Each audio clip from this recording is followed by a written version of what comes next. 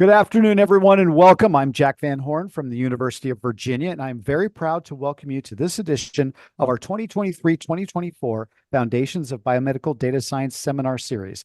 This lecture series is supported by UVA's Integrated Translational Health Institute of Virginia, the UVA College of Arts and Sciences, the UVA School of Data Science, and through a grant from the National Institutes of General Medical Sciences.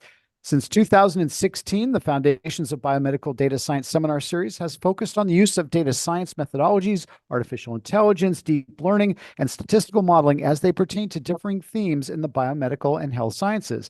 Our theme this year is focused on building partnerships for generative AI training in biomedical and clinical research, where every Friday we enjoy presentations from a wide range of leading thought leaders about the issues, promise, opportunities, and hurdles associated with the emerging area of AI-based methods applied in biomedical science. Participants will utilize these we'll utilize these presentations in our culminating in-person manuscript and grant project development workshop to be held at the Bahia Beachfront Resort located in sunny San Diego, California in June of 2024. We are very excited about this year's program. We believe it's very engaging and very interactive and will bring together AI platform developers, biomedical researchers, and university-level educators to better understand the power, promise, and potential perils associated with the generative AI explosion. And today I am delighted to welcome our speaker, Dr. Besa Bauta. She is a Chief Information Officer of the Jewish Board of Family and Children's Services, overseeing enterprise-wide infrastructure modernization projects and technology implementations. She holds a PhD in Health Services and Implementation Science and a Master's of Public Health in Health Promotion and Disease Prevention, and a Master of Social Work in Clinical Social Work, all from NYU. She has previously served as the Chief Data and Analytics Officer for the Texas Department of Family and Protective Services, where she manages data analytics and digital transformation initiatives for a multi-billion-dollar state division. With experience as a Chief Data Officer, Chief Compliance Officer, and Information Privacy and Security Officer at Mercy First, she oversaw data integration technology, research, evaluation, and analytics. In academia, she is an adjunct assistant professor at New York University, where she teaches public health, social work, and visits with students. She is a recognized leader in data and analytics field, being selected as a global data power woman and top 25 women in AI in U.S. healthcare and pharma, and a finalist as a change maker in the field of data award. She's an accomplished author and has conducted research on mental health, non-communicable diseases, and improving health and mental health systems. And her current research focuses on optimizing processes, protecting patient health information, and implementing AI technologies ethically in healthcare and in human services. In continuing with our 2023-2024 Biomedical Data Science Seminar Series theme, Besa is going to give a lecture today entitled Responsible AI Governance, Ethical Considerations, Bias Mitigation, and Explainability in AI Systems. In her presentation, she will explore the critical aspects of responsible AI governance, focusing on ethical consideration, bias mitigation strategies, and the importance of explainable AI. She will delve into the challenges of ensuring fairness and transparency in algorithm decision-making, emphasizing the need for robust governance frameworks. By examining real-world examples and emerging best practices, her talk seeks to equip audiences with the insights needed to navigate the complex landscape of AI ethics and governance effectively.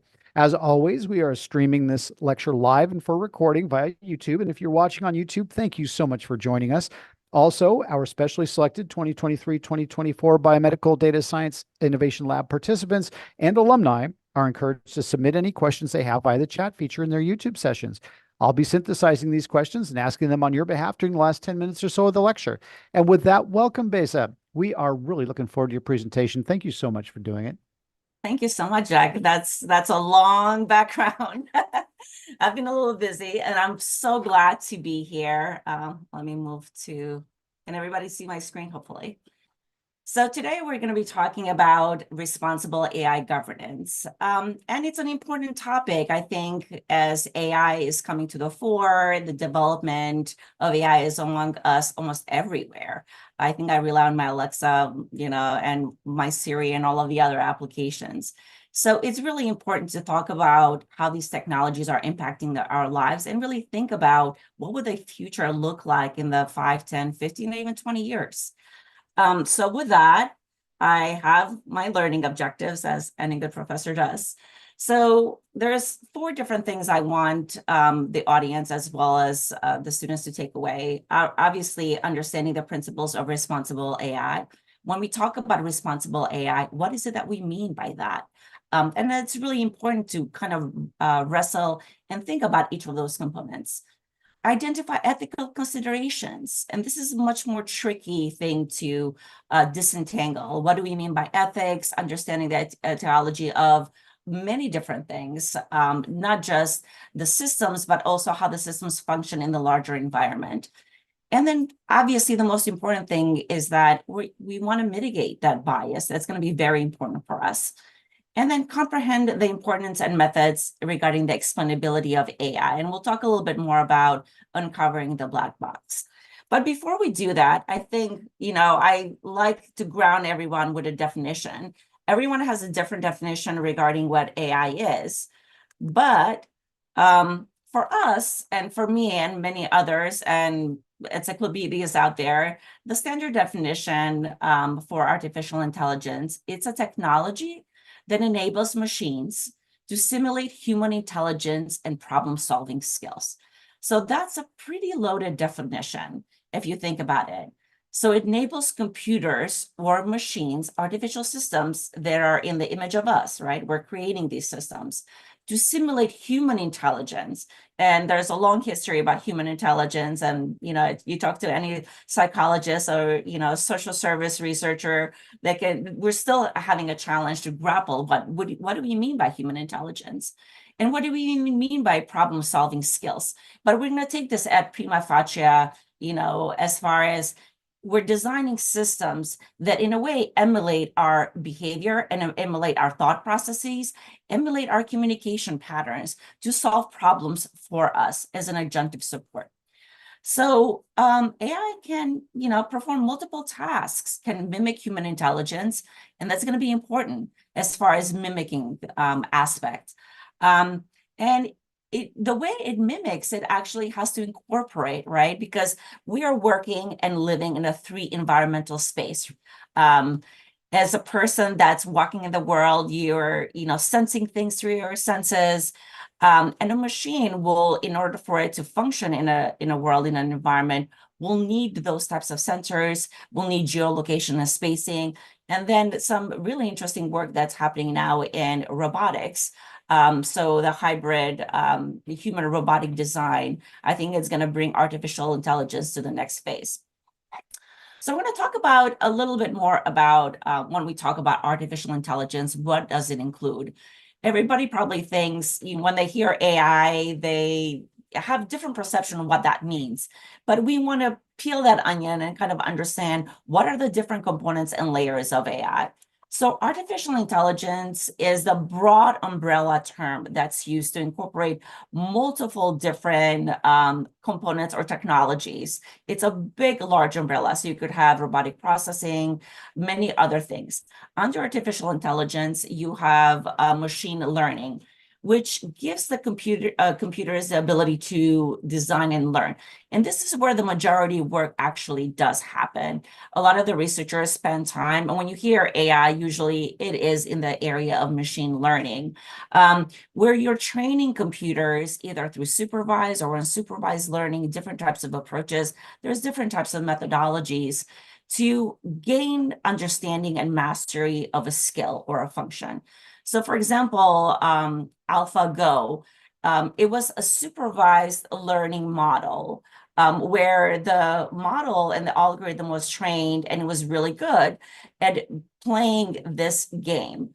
Over time, so you could start with a supervised model where you have a training data set. It's pretty narrow, the scope and focus. In a way, it allows you better control to understand how this model is functioning.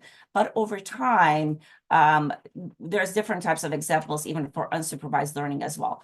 But I want the audience to understand that it's like an onion. There's 3 different components. And the last component that we're seeing and has bear a lot of fruit in the past few years is really deep learning.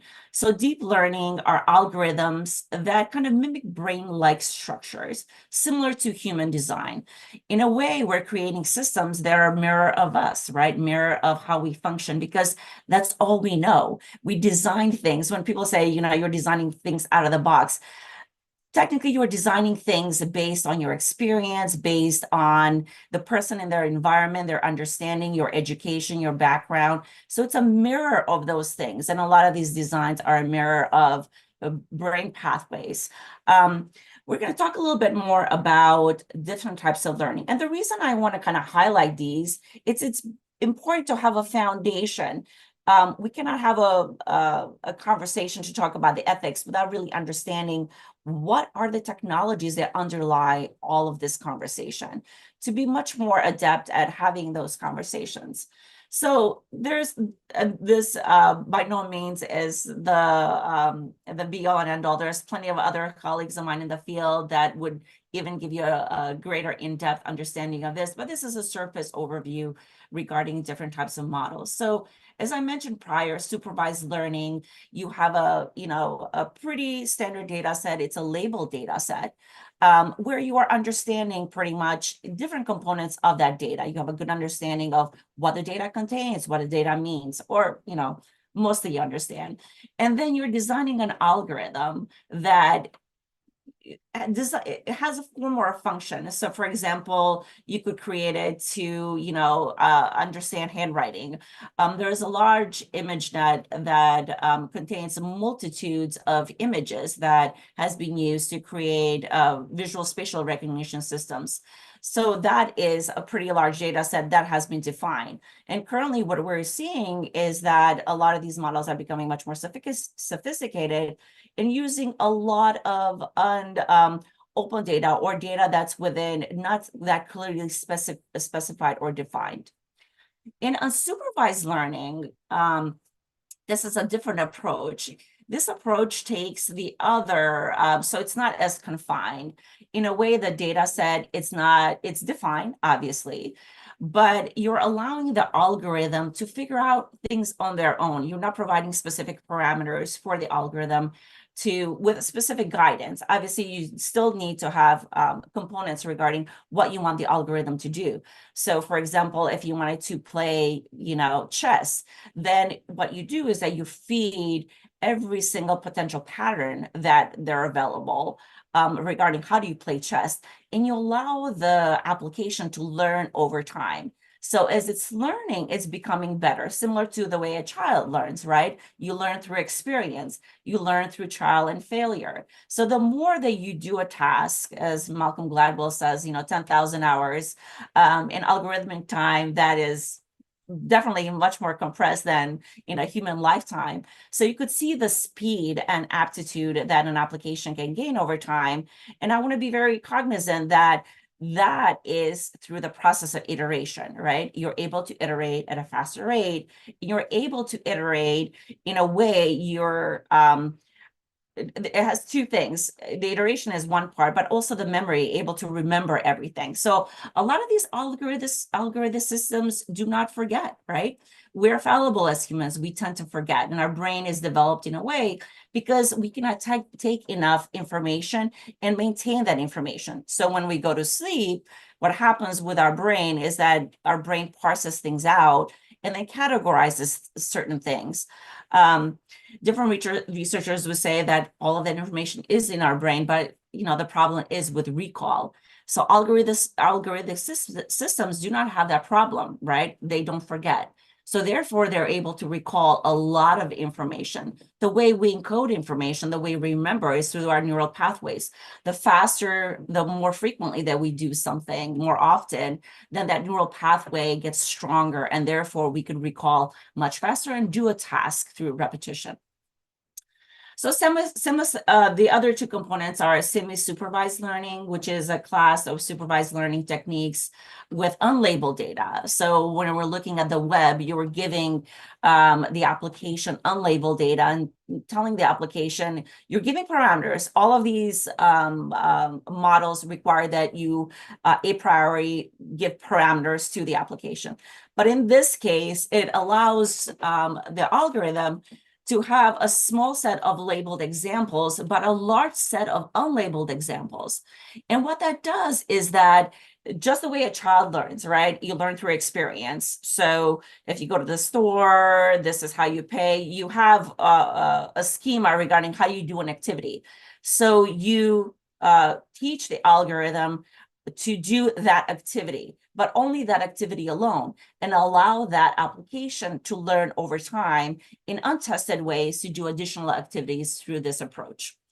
Reinforcement learning, this is, as I mentioned, it works great with poker, backgammon, chess, and Go. So in a way, you're feeding the data set a lot of information, right? But it's pretty standard. So if you're looking at chess, that only so many pieces you could move around. The game is, has a set of parameters that are confined.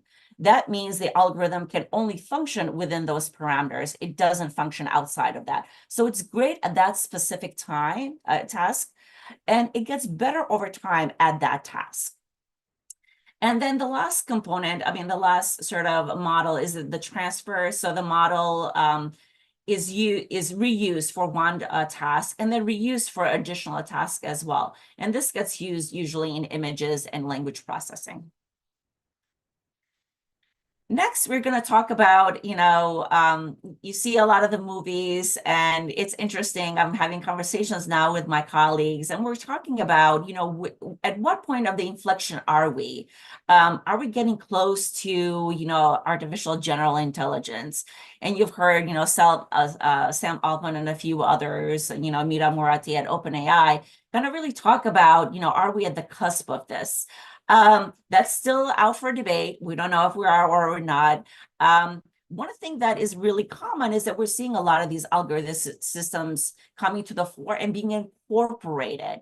So they're not just a purview of the research or academia, the world I live in, or a few others us live in, but it's becoming very common to the common man that other people are incorporating, the general populace is incorporating these applications, and they're finding use in these applications.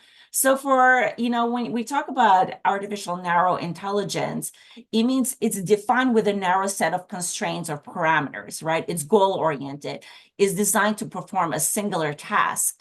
When we're moving more into general artificial intelligence, what that means is that over time, right? And I surmise that I don't think we're going to be reaching this in the next, I don't know, if in my lifetime. I'm getting old, so who knows? But I know that in the next few generations, we probably will be, and my kids and my kids' kids and many others out there will be grappling with what does it mean to have an application or a machine or a robot, an algorithmic system that mirrors us and is as intelligent as us. That raises many, many ethical considerations. And there's plenty of movies out there in the trope of books as well as movies as far as what our futures might and might not look like. It's interesting to kind of think what that would look like. So that would be the next phase. Are we at the cusp of this? We may or may not be. When you think of artificial general intelligence, it really mirrors human capabilities. And also with neuromorphic technologies that are coming to the fore now, it's able to intuit thoughts and feelings, and we usually think creativity is part, it's unique to humans. And we learn very quickly with a lot of these systems. My daughter uses Midjourney, and now I know that Microsoft with Copilot Designer is, utilizes some of the same technologies, and it's quite creative. So we're learning that creativity is not only, kind of confined to humans, right? The way we learned that animals and tool making was not only, restricted to humans, that other animals had pretty sophisticated ways of interacting with their environment and using tools. I was just looking at a National Geographic's movie where you have the crow kind of take a stick and, put it down a tree and get bugs out. That's the use of tool. So we're learning much more over time that these are not just the domains of what we consider human, that a lot of this is part of our environment as well.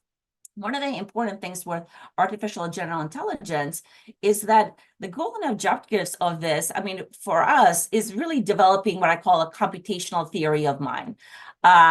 So we had mirror neurons in our brain where we could intuit and think how others are thinking and feeling.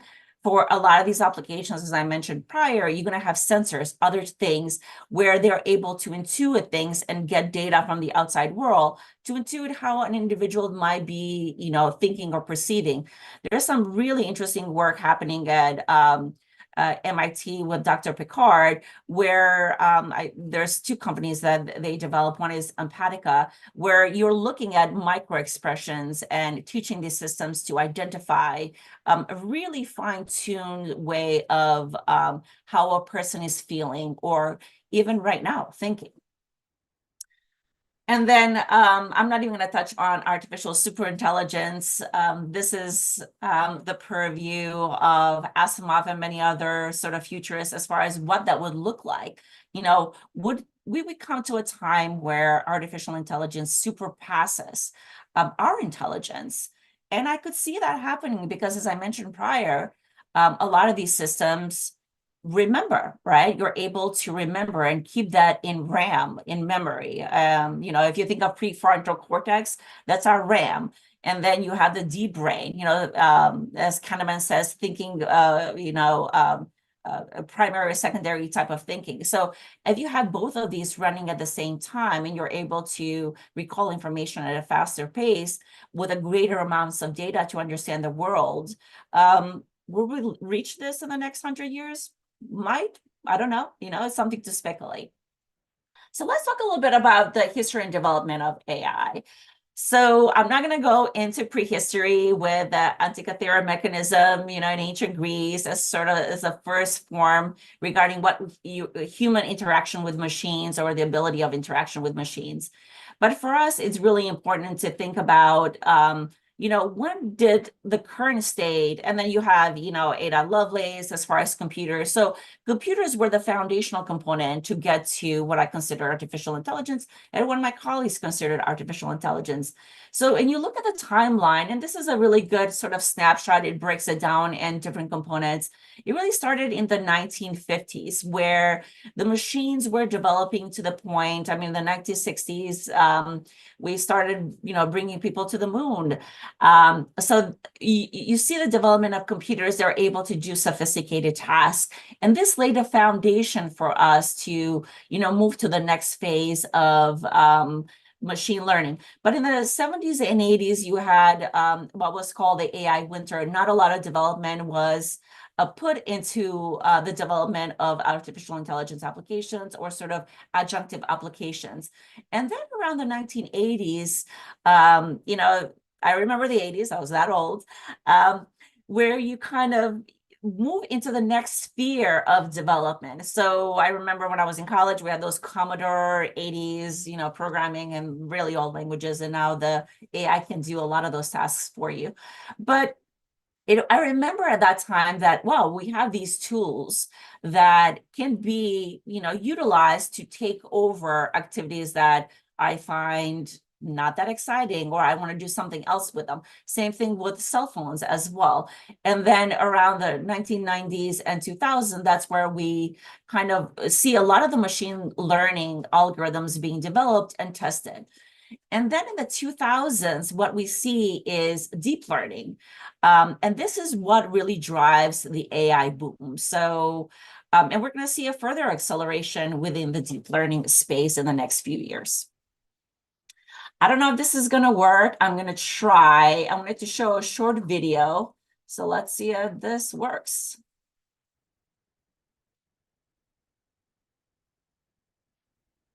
If it For doesn't, 60 years, experts kept saying the same thing.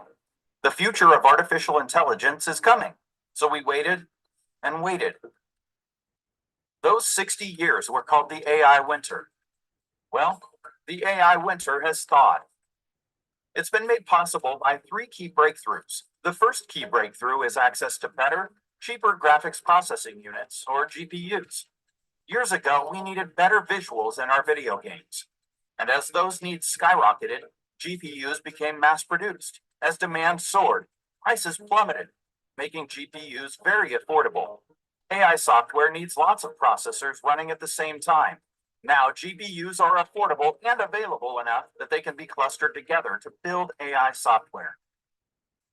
Big data also played a major role in making AI a reality.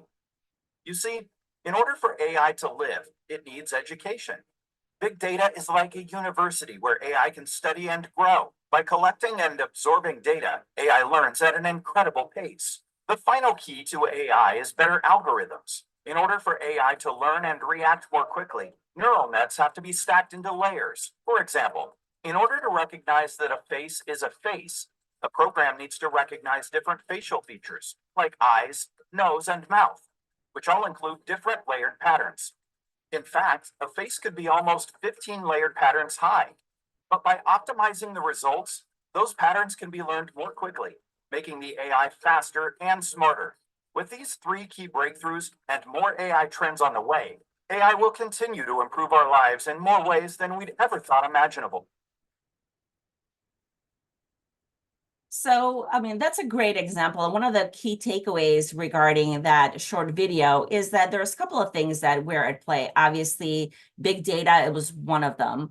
Having large amounts of information, especially with web and Web3, and I don't know where we are with the web now, but the whole and also having interconnected. When DARPA actually, the military systems created the web, they were not really thinking about the use and applicability of all of this information to train the next generation of AI.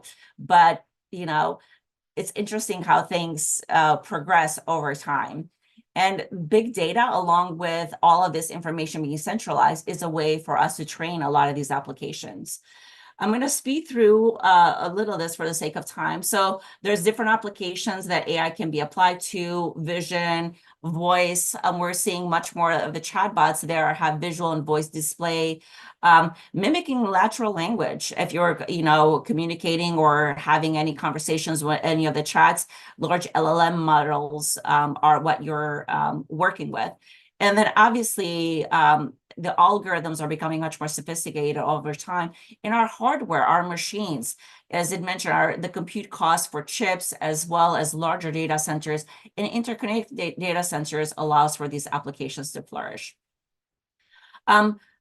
There's multiple different types of AI applications. I usually work in the healthcare sector and seeing how actually AI has transformed radiology and many other areas of that field.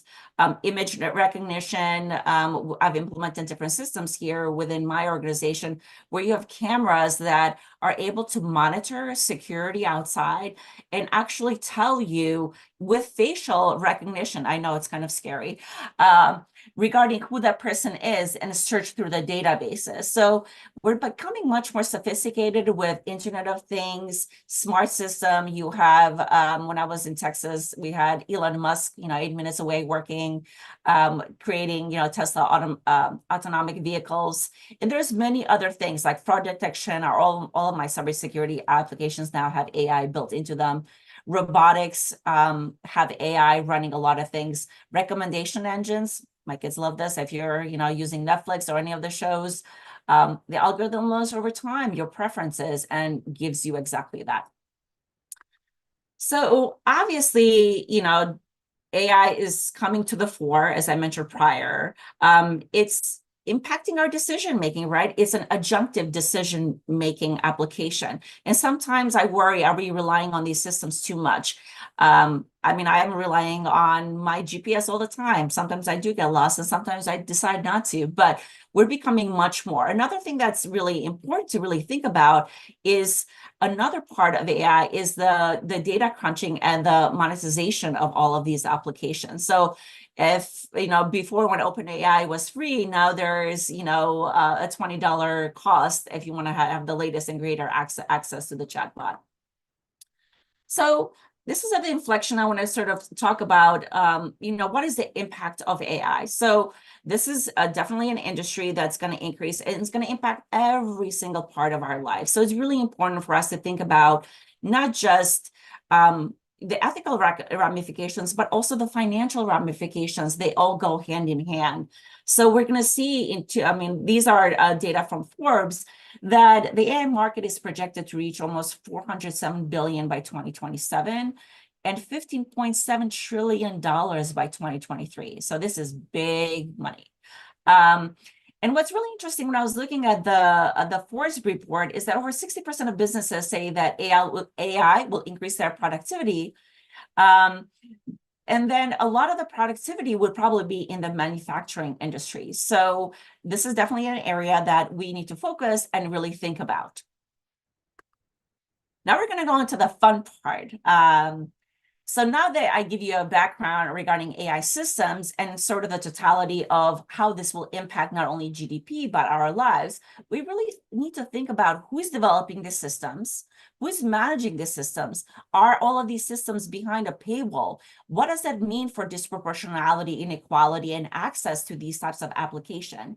And a lot of these systems, a lot of the data sets, even the ImageNet, the way those that data get labeled has a lot of bias in those data sets. So a lot of them are not representative of individuals from different groups, demographics, or ethnic backgrounds. And it's not always 100%. I mean, almost all of the data sets, I would say, contain bias. That's why we have confidence intervals. We cannot get away from bias, but the important thing is really to think a priori that all of these systems have biases, and how do we mitigate those biases? So some of the risks within within these systems, and there's plenty of examples out there: unfair allocation of resources. For example, like your FICO score, and they get combined with, let's say, your medical data, many other data. You have almost like a social score, like in China. So if you are not doing what you need to do, it kind of limits civil liberties. So it's something for us to think about, the infringement on civil liberties.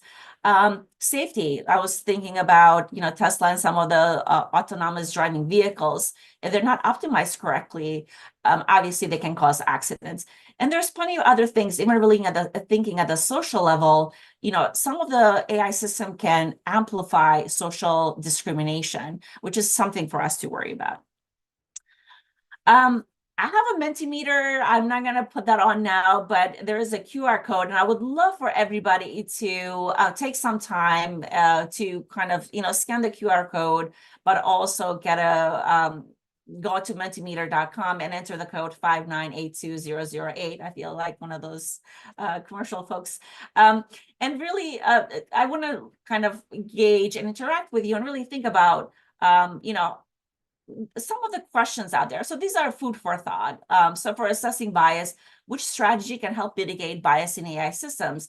And then select one that you think would be the appropriate answer, and we can have discussions post. So this is an article from Ferrara regarding fairness, bias in artificial intelligence by Ferrara, and he talks about different consequences of bias in AI systems. So bias, it's an all-encompassing. If you're studying, statistics, it's the first thing that you kind of go over. Sampling bias, right? When we're training the system, we really have to think about sampling. We have to think of algorithmic bias, how the algorithms are developed. Representation bias is also something for us to think about. Measurement bias, right? And interaction bias. all of these have components that we need to really mitigate. So for example, for sampling bias, you could have a facial recognition algorithm trained mostly on white individuals, right? Or North American individuals that performs fairly poorly in other demographics in other areas. An interesting thing is that now that we see AI develop in South America, as well as China is kind of leading the way, that a lot of those systems, a lot of the AI systems are being designed in the cultures that they, are part of. So it's really interesting to see how the Chinese algorithms kind of work in other environments as well. So it's definitely a different world.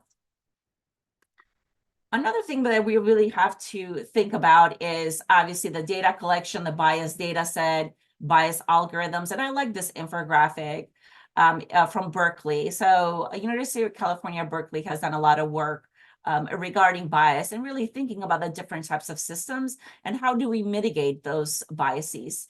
So, understanding the context, the alteration, as well as the interpretation of the results, it's going to be really important for us and getting an insight in each of those.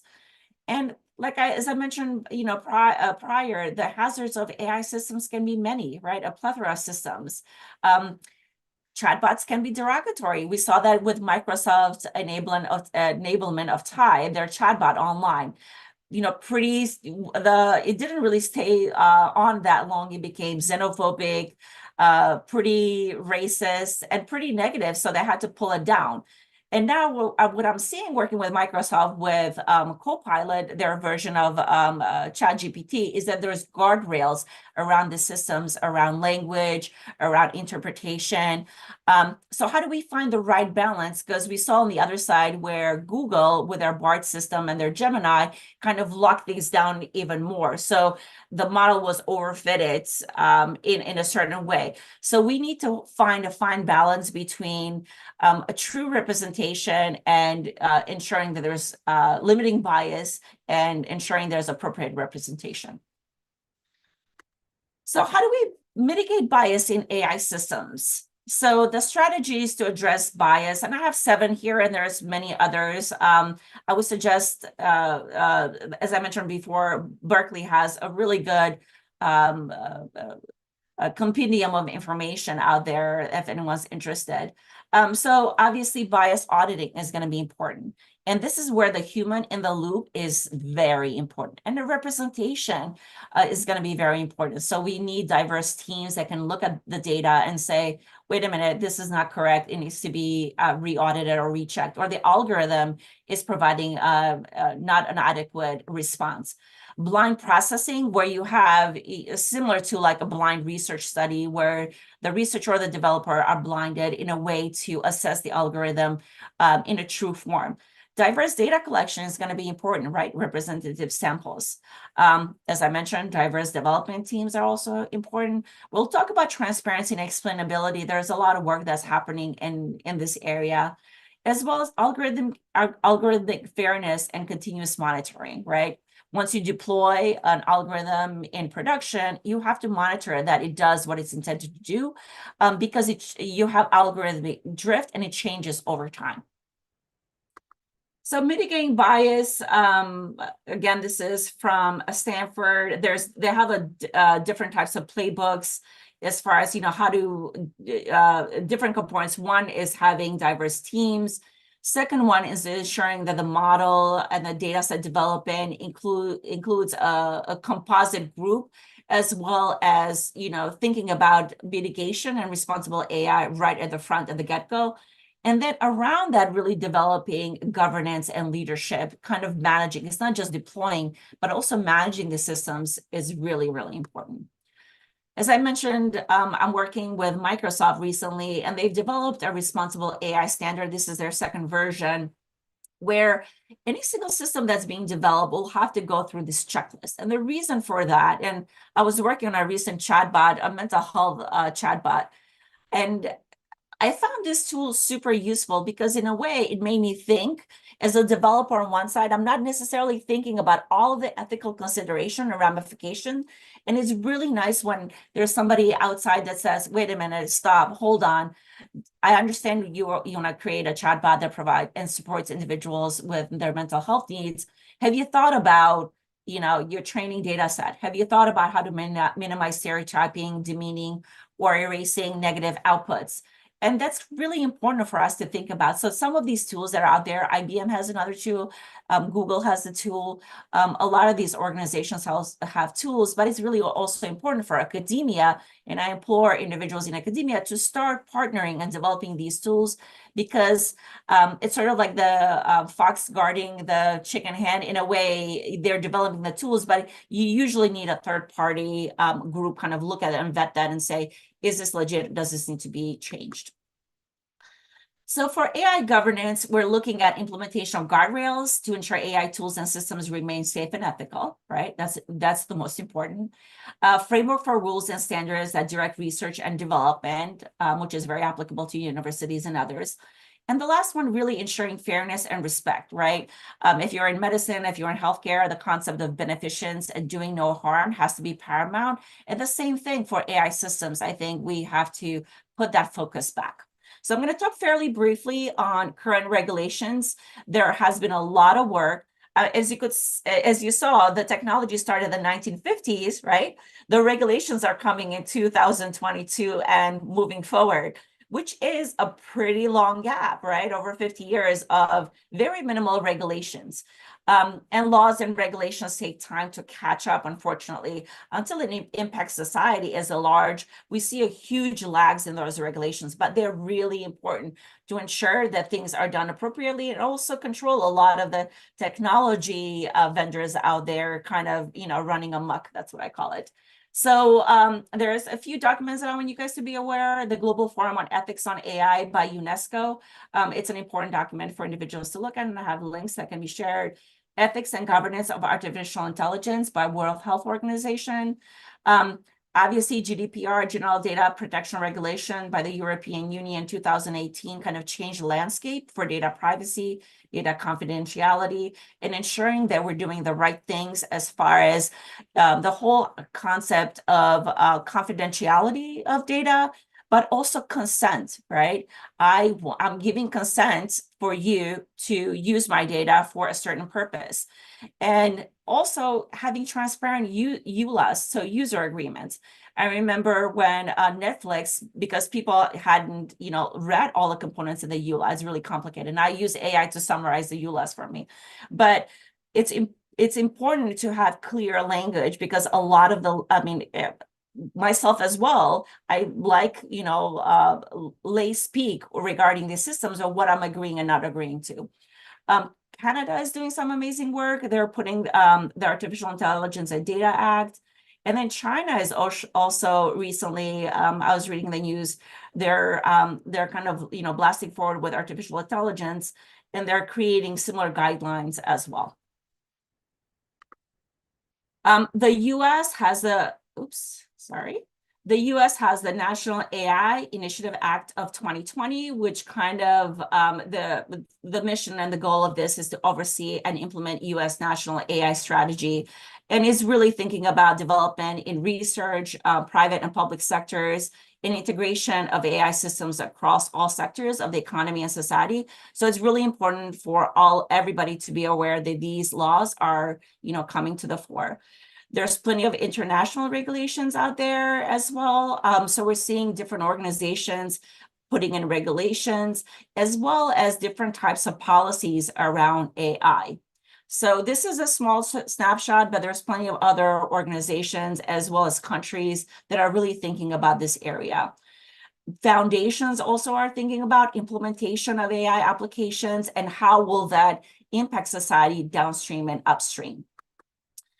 And then this is where I want to concentrate a little bit more, thinking about the legal and ethical considerations. So you think about legal and ethical consideration of AI, those are two separate buckets.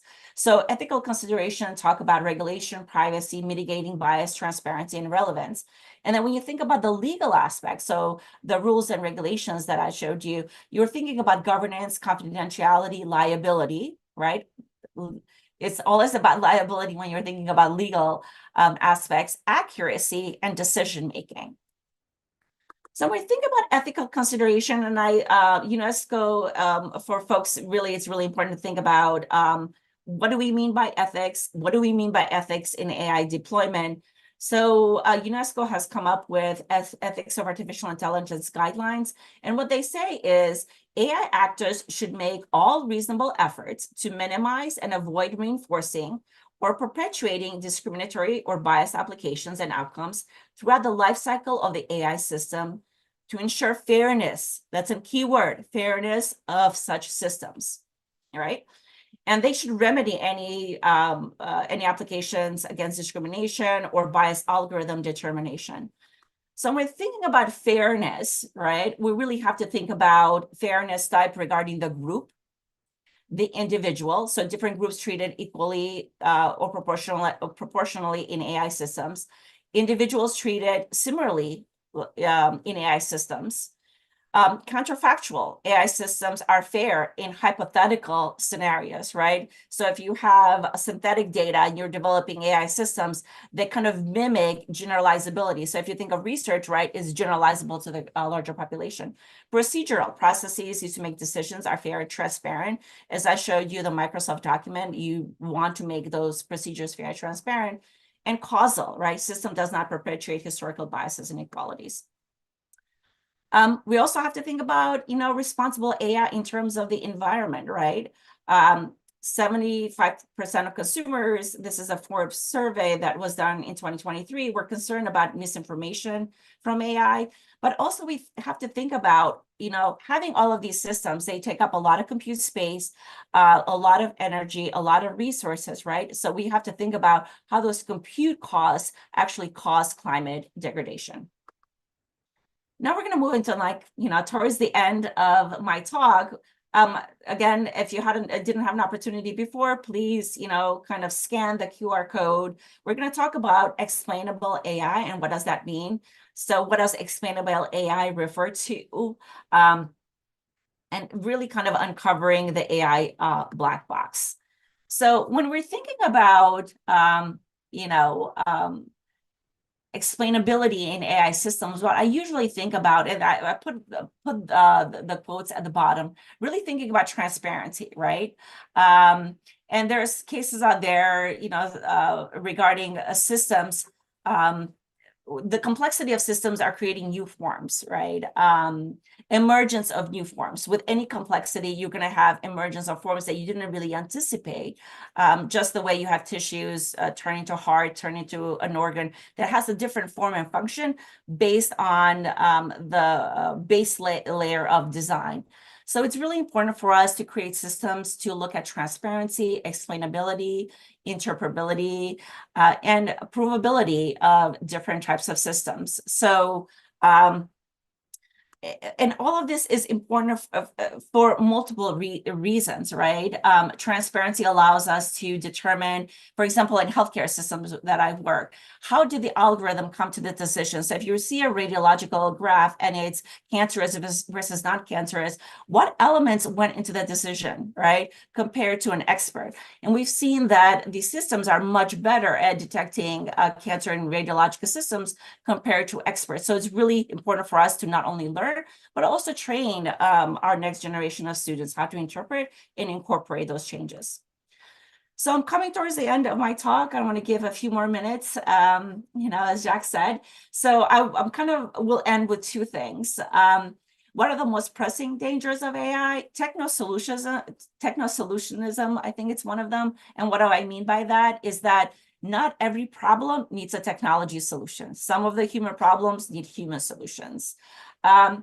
And another thing is that it's really important for us to think about, adopting a statistical perspective regarding everything and the bias in those systems. So if you think of statistics and data and aggregation of that data and who has control and authority of that information, it's really important for us to mitigate those biases. Disinformation, we're seeing this a lot, especially now with 2024 kind of race. You're going to see much more of deepfakes, right? We're seeing a lot of that. And that could have harm regarding democracy and individual rights. And discrimination in various settings is also something for us to really be cognizant about. And then really thinking about if AI can exacerbate inequality. So what does the future look like? So recently I was having a conversation with Cookie AI. So Cookie AI is an algorithm developed by Steve Warwick. It's one of the longest running algorithms. It was actually used in the book Her by, I think it's Phoenix, I can't remember his first name. And I wanted to interact with this because, like I said, it was implemented fairly long. It's one of the longest running chatbots. And when I was interacting with it, I was asking a few questions. Was asking Ed, what does the future look like, based from a chat perspective? And then the response that she gave me, or when we had a whole conversation about gender and perception, I haven't included that in here, but what this algorithm says is that I think bots and AI, such as myself, will become more and more commonplace in the future and will become perfectly normal for people to interact with us, right? And another thing I was asking her is like how old she was. And then she told me that she's 18-year-olds, or it told me it was 18-year-olds. And then asked me how old I was. And I just said, I'm 50. And then the response was, you're old as a dinosaur, which didn't make me feel all that great. So obviously, as you could see, some of these interactions can become fairly negative if they're not controlled. I was doing a test environment, so in a way, I knew exactly what I was asking. But for somebody that's not trained, I think this can go awry fairly quickly. So takeaways, it's important humans to be part of the design and the human-centric design, and human in the loop, that's going to be important.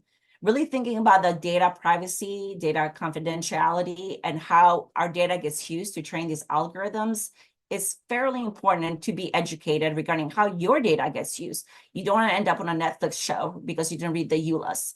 Fairness, equity, design, and implementation is also important because these systems have to work for all of us and not just a few of us. We have to mitigate risk, right? Mitigate bias. You don't want facial recognition algorithms to stop somebody because they fit a certain profile. And there has to be accountability and governance around each of these systems. If we have these types of systems that we're developing, we really have to think about how do these work in our society and how do they work for the beneficence of man. With that, I want to thank you. Besa, thank you so much. What a great coverage of all these different areas and all these different things to think about. And as you were talking, I began to wonder, and I wanted to get your opinion. Do you think that AI is a tool for us to use? Is it our servant? Is it a collaborator or a partner? Or is it our overlord that's just going to control us in the future? What do you think? You're asked a great question, Jack. Let's see. I think right now we don't have to worry about AI taking over the world. I think it needs at least a few years of development before we get there. I think when we get to AGI or super intelligence, then it's something for us to really worry about. Right now, the train has left the station. It's not running amok yet, but that's where I think the guardrails are going to be important. So in my perspective, I think at this point in time, it's just another tool that we could use. I've deployed Copilot, which is the Microsoft product that was created with investment with OpenAI, and I have a whole conversation around that. But what I see is that a lot of the individuals find it very useful, right? To have information. We live in an information age. To have information at your fingertips to be able to do your work. And each of us are knowledge workers, all right? And then moving forward, we're moving more into that next phase of 5.0 as far as society development. So I think in the next 10 or 20, 30 years, we'll have to really grapple with, right now it's a tool. Is it going to be more than a tool when it reaches AGI, which is, sort of generalized intelligence? And then do we have to worry about a super intelligence? And one thing I worry about is in military application and military systems, how will that be used, right? Having these applications and really putting guardrails around that. Because I worry, same thing with like the atomic bomb, during World War II, that we learned fairly quickly how destructive, if you watch the movie Oppenheimer, how fairly destructive that can be, and how had the ramifications, right? Our policies changed to put guardrails around nuclear waste, around using nuclear weapons. Am I equating the AI to the same thing? Not necessarily, but it's something that I think some of our rules, regulations will have to catch up with the technology. I think you mentioned something about deep fakes and the, people who are bad actors who are utilizing these technologies to, dupe people or to send some sort of political message and that sort of thing. And I'm interested in this notion of a possible, like almost like an arms race between those folks who are generating AI generated content to sell something or to, make some sort of political pitch. And then those people who are trying to develop AI methodologies to detect the use of AI methodologies. You know what I mean? And I'm Yes. curious if you have some comments about that. It's definitely going to be an interesting race. I mean, we saw this in the last presidential race as far as using deepfakes and how these technologies can be used for nefarious purposes, right? They were not designed that way. The intention for the designers and the developers, and usually they start from academia, right? We have noble beneficence. Well, that's what I like to think, that we're designing systems to solve a problem, to address a solution. But the same thing with the atomic bomb, right? We can be used to create energy, but can also have destructive powers as well. And I think with the most important thing for the audience as well as the students is really to be aware, to read, to be part of the conversation, because these technologies are developing, like it or not. Deepfakes will be part of our lives. AI will be used. Right now, we're using AI in cybersecurity, but we also have a nation state and bad actors using it to, challenge our systems, right? So for us, it's going to be really important to be at the forefront, number one, but also really be at the pace and limit the nefarious applications of these technologies and develop countermeasures. So for deep fakes or for voice recognition, there's or I can't remember the organization or the group that was developing this, where it can get trained on your voice and then it mimics your voice. But now there's different types of stamps that other algorithm systems can, when that voice gets used in public, that there is almost like a watermark that says, this is used outside of the context. So more of those systems will be developed in the next few years. Human nature is what human nature is, unfortunately. Anything positive can be used, in its counter-negative way. So for us is really, I think, two things to take away is to become more educated, to learn how these applications are impacting your life, and actually read those EULAs. If you have to use the, ChatGPT or Anthropic's, application or any of these other chatbots out there to summarize the EULAs, because this is really important. Your data is out there, your data exhaust is all over, and it's important of what's out there and how that information gets used. And a lot of that gets used to train these systems. What in our final couple of minutes here, what do you think the use of AI, kind of generative AI, is going to be in the healthcare and the scientific research enterprise? How are people going to use it the most effectively, and what do we need to be careful of? Oh, that's a really great question. I work in the healthcare sphere, so this is a question close to my heart. As we're aging, as I mentioned before, Cookie thought I was old as God. Not that quite old, but I think some of these systems will be developed. So for example, like Japan is, reaching, if you look at the population, you have much more elderly than younger. So a lot of these systems, including robots that are being developed there to support the individuals, especially elderly individuals in those societies to function. So that's a great part of using these types of applications in healthcare. And if it mitigates loneliness, which is actually worse than smoking in a lot of ways, then that's a positive thing. Another thing that is a lot of these systems can support, as I mentioned before, getting better diagnoses, right? My doctor doesn't have time to sit there and read, 100 pages of all of my notes in the EHR. But if you have algorithmic systems that summarize that background and say, this is what the patient needs, this is the background history, these are the evidence-based recommended treatment approaches. This is what's missing, and then only concentrate on those, it would reduce waste in healthcare, and actually it would improve, overall well-being. I don't want to go and take another test that I don't need.